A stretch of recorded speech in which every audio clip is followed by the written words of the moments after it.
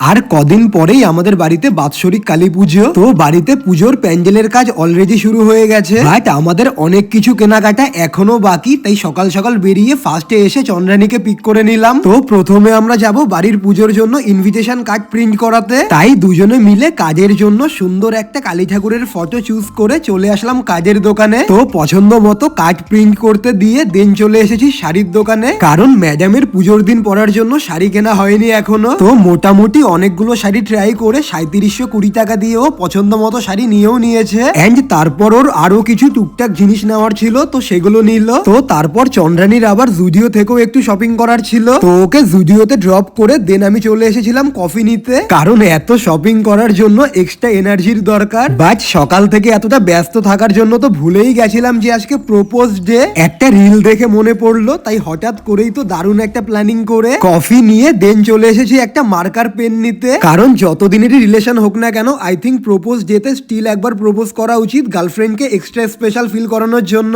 তো আমি তো ইনস্ট্যান্টলি কফি কাপের উপর will you be my Valentine লিখে চলে আসলাম ম্যাডামকে জুডিও থেকে পিক করতে। এন্ড প্রপোজ কফি নিয়ে ওয়েট করছি ম্যাডামের বেরোনোর। আর চন্দ্রানী কফি এতটা পছন্দ করে, তাই দামি রিং ফ্লাওয়ার ছাড়াও এই কফি দিয়ে করা প্রপোজাল তো একসেপ্ট করবেই, সেটা আমি জানি। তো এরকম ইউনিক প্রপোজাল পেয়ে তো ম্যাডাম একবারেই আমার ভ্যালেন্টাইন হতে রাজি। তো চলো বাই।